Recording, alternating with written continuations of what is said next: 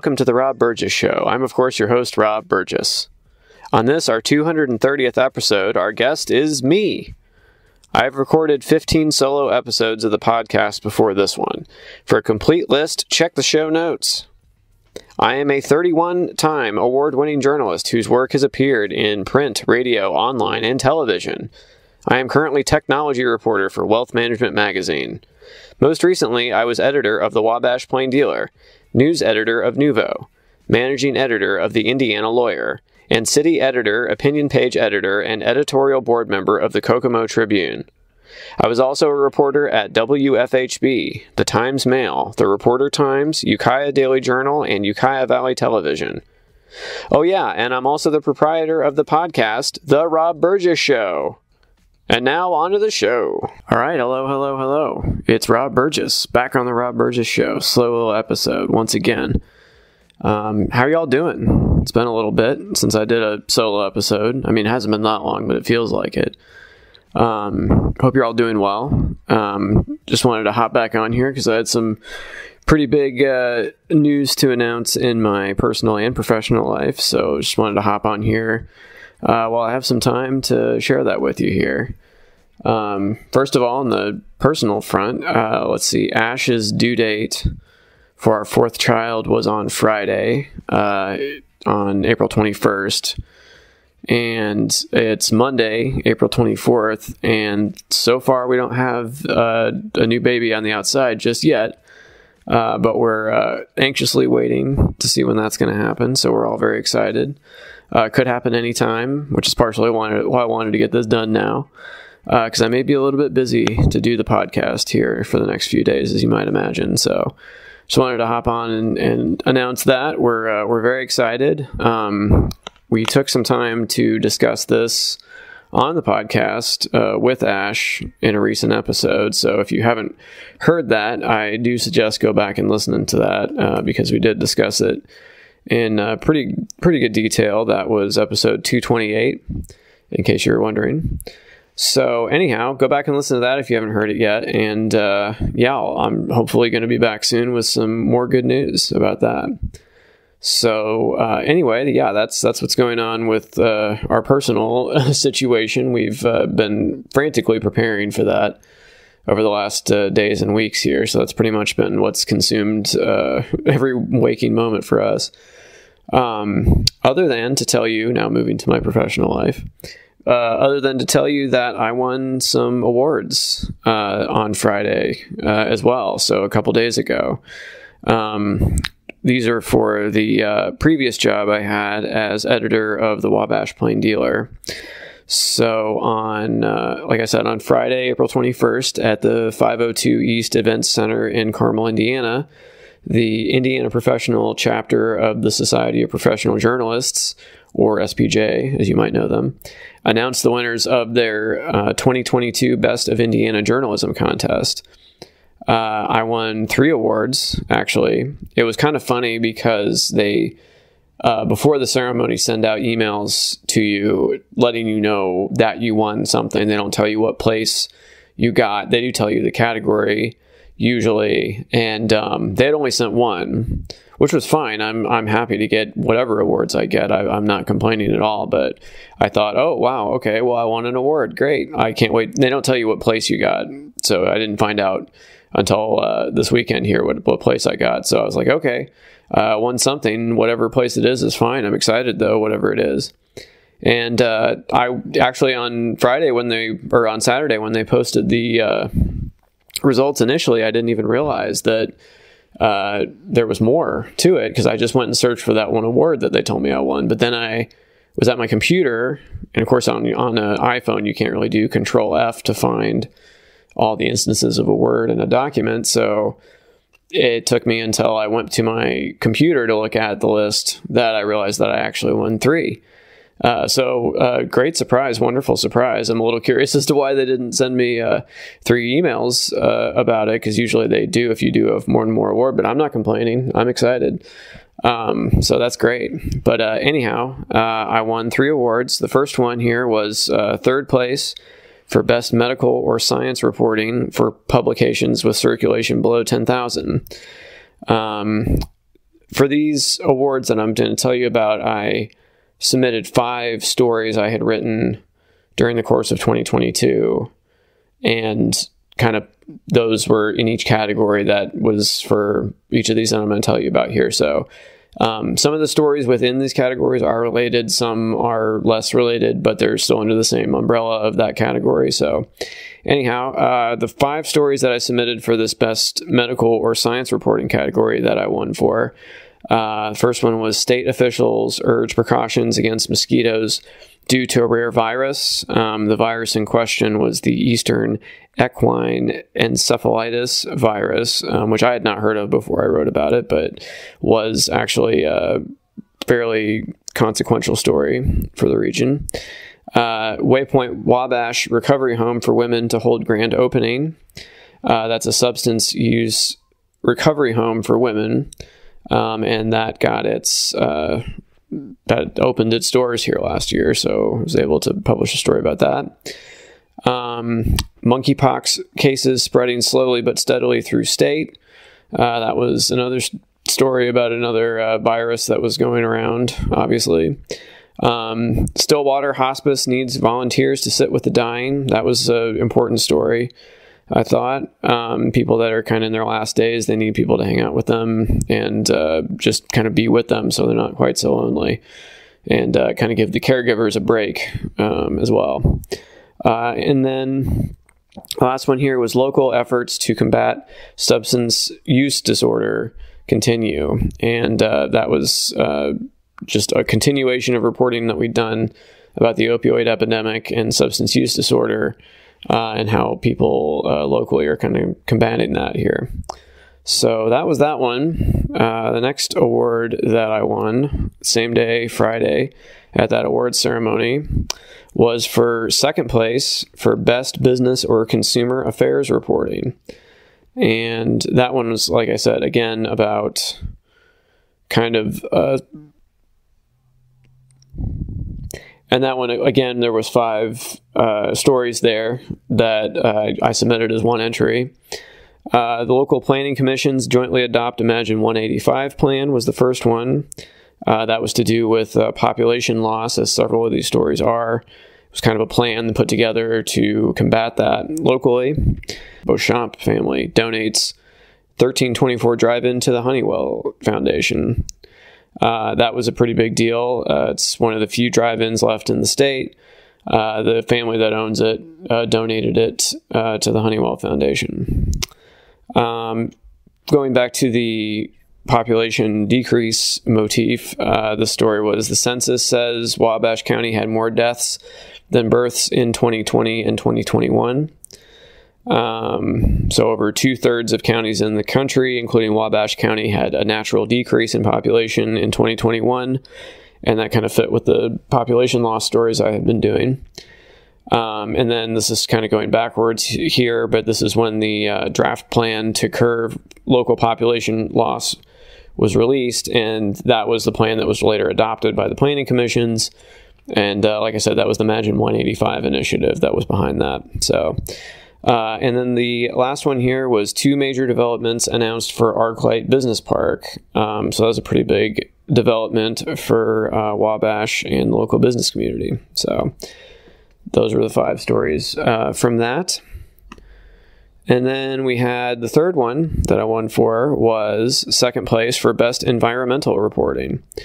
The 5 stories I had for that were, first one was the invasive spotted lanternfly seen in northern Indiana. That one, that's been something I'm following for a while. They first spotted it the previous year in 2021, and it's returned in 2022, and I assume has also returned this year. Wabash River Defenders to recognize U.S. Army Corps of Engineers. That one was about the Wabash River Defenders, which are a group that locally cleans up the Wabash River. Wabash Christian Church invites the community to talk trash. That was also related to the Wabash River Defenders and kind of a local environmentalism story and how the local church communities get involved in that. These last 2 are related. First one was Indiana Department of Environmental Management looking to test private wells of several local homeowners. Now, that was to do with a substance called PFAS, and that is sometimes known as the forever chemical, and that is something that's been in the news a lot because I know they're doing a lot of testing all over for it. And then the follow-up to that story, which came out about 2 months after that, IDEM finds contaminants in 5 local private wells near Treaty Creek, where they had been testing. So they did find those and tried to offer some mitigation to that. But that was, I think, an important story that people need to keep an eye on because those are very dangerous over time if you get too much. So anyhow, those are the 3 stories I won. Those are the 3 awards I won for on Friday. Now, in a coincidence, so I told you the due date was Friday for our 4th child. It hasn't come out yet, but it was still the due date. I won these 3 awards on Friday at the Society of Professional Journalists Awards here in Indiana. And then for the job that I have now, there was another awards ceremony, this time in New York City.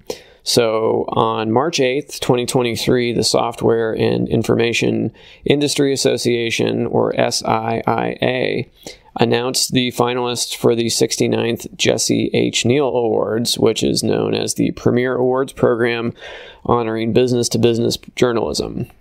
A panel of 136 judges reviewed the finalists in 3 stages to select the winners in 24 categories.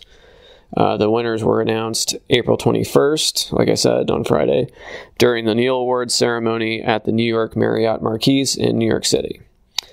And among the 215 finalists was the editorial staff of Informa Connect's Wealth Management magazine in the best range of work by a media brand with brand revenue of $3 million to $7 million category. And the issue that they featured was from October-November 2022. It was their 10 to watch in 2023 package. And I, by the way, have been a technology reporter for Wealth Management Magazine since October 2022. And I wrote 2 profiles that were included in that cover story. And those are, I've linked to those and everything I'm saying on my website, thisburgess.com. And you can read all those stories that I mentioned. I have links, and you can see more about any and all of those awards. And I'm very proud of all of that. So thank you for indulging me in that bout of self-promotion. But just there was a lot going on all at once, and I thought I might just want to do a quick update on the podcast about all that. So anyhow, that's all of that for now. But thank you again to the people that have followed me on Mastodon. I am so grateful for all you all. I have now reached the 3,000 mark on there, which is unbelievable. It's more than I ever had on Twitter. So I've gone beyond the 3,000 and it just keeps growing. So it's great. And I've been having a lot of fun, and I appreciate you all for following me there and interacting. So let's keep it going here. Speaking of Twitter continues to be a complete dumpster fire. It's just, here's the thing. I post about Twitter on Mastodon, and I think some of my followers are like, why do you still care? Don't worry about it. This is a different place. We don't want to hear about it. I get it. I try not to post about it too much. I try to talk about other things. I have a lot to say about other things. This is far from my only area of interest. But I used Twitter for 14 years before, Elon decided it was his new plaything. And it's just amazing to see how he's just crashed and burned this in record time here. Perfect example being the verification checks. I talked about this on a previous solo episode, but I wanted a blue check so badly for the longest time, and I was very nearly on the cusp, I think, of earning a legitimate blue check based on the the notability standards is what they called it that they had set out. And I had actually gotten to that point where I could legitimately claim one of those. And then Elon came along and completely, I said he devalued them, which was true, but this is like the opposite of value. Like he's gone into negative territory now because it's now a mark of shame. Like, people actively do not want this. The people that even legitimately earned it are like, take this away. Because basically now, okay, so the progression was, and I'm apologize if I mix any of this up, but it's been such a whirlwind. So first of all, he made it so you couldn't tell whether or not somebody it was called a legacy account, meaning that they had legitimately earned it before he took over.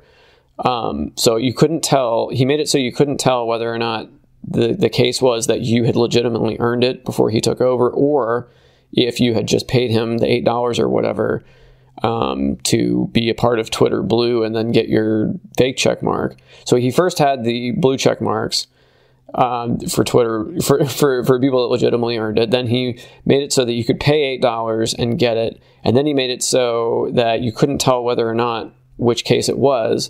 So it was like, it was just indistinguishable. And then he threatened to, I think on April 1st, by April 1st, he said he was going to take away all the legacy blue checks. That didn't happen, I assume, because no one jumped at his offer to pay him, $1,000 for an organization to be a part of it, to get some yellow check that then your employees can get a blue check from. I don't understand it. Anyway, so not enough people did that, I guess. Then he pushed it back to 420, whatever, Elon. That's his big date and the number, because he always comes back to that. So by April 20th, he said he was going to really, really do it. And then he took away all the blue checks of the legacy, quote unquote, ones. I don't remember the exact date this happened in there, but at some point after that, he forced all the accounts with more than 1 million followers to have a blue check, whether they wanted to or not. You still couldn't tell if the people paid for it or not, because he made that indistinguishable. And then people were like, no, take this away. I did not pay for your blue check. And then on top of that, well, first of all, people figured out how to get around it, apparently, because if you just change your display name, it apparently made it go away.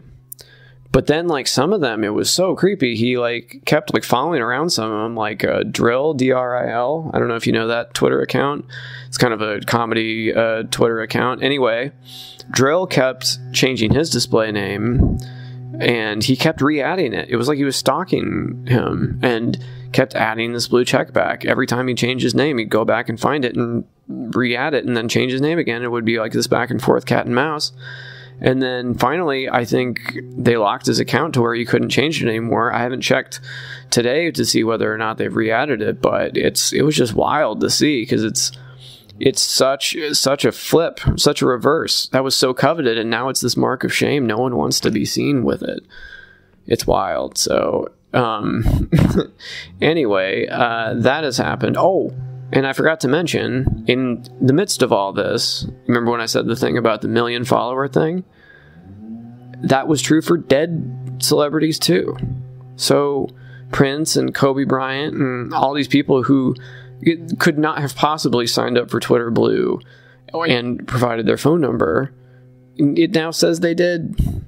Because I don't get it. I don't know. It's amazing. It's just amazing to watch. So it's not the thing I'm concerned about all the time. I definitely have other interests, but it's a car crash I can't stop watching. It's amazing. It's just incredible. They're going to study this in the history books about how to destroy the value of your brand in just record time. So you could have just, like I said, just left it as it was and added an edit button to the tweets, and I think everyone would have been pretty happy. But nope, that's not what happened. So anyhow, join us on Mastodon. We'd love to have you over here. We're having fun. If you want to follow me on Mastodon, please do so. I will always follow you back. That's my rule on all the social medias, is that I follow everyone back who follows me. You can follow me at Newsie, NEWSIE.social/ /the Rob Burgess Show. Like I said, I'll follow you back. I'd be glad to interact with you. I'm also on Post. I don't use that in quite the same way or as much, but if you're on post.news, same deal. Just get at me and we'll we'll connect. I'll follow you back, I promise. Post.news/the @Robaburg, ROBABURG. So come on over for that. You can also, like I said before, you can check out my link tree. It says all the ways to listen to and support the podcast. This is linktr.ee/The Rob Burgess Show, all one word. Check it out. There's follow on SoundCloud, subscribe on YouTube, follow on Amazon Music, follow on Spotify, Stitcher, iHeartRadio, subscribe on Player FM, Android. I have my official website for the podcast, my personal website. Like I said, Mastodon, Post. You can go to Facebook too if you want. Subscribe, rate, and review on Apple Podcasts. That is absolutely helpful. If you have a minute to do that, I appreciate it. You can support the podcast via PayPal. Give me some money. Join the newsletter to stay in touch without social media. I'd love that. You can join the newsletter at tinyletter.com/The Rob Burgess Show. Just enter your email, and then I think you just go and confirm it, and I think that's all. So I promise not to email you too much. I'm going to start that soon. I promise. And I think that's pretty much it. So I don't want to take up too much of your time. I've got a lot to do, obviously. But I just want to check in with you and say what's up. And got some more, as always, got some more good episodes in the hopper. Can't wait to share them with you. So some really great guests, and it'll be a lot of fun. So stay tuned. Keep it locked.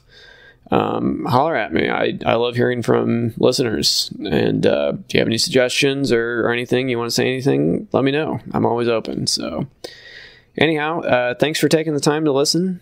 And I'll be back with you as soon as I can. But yeah, this baby's kind of taking priority right now. So anyway, stay safe, and I will talk to you guys soon.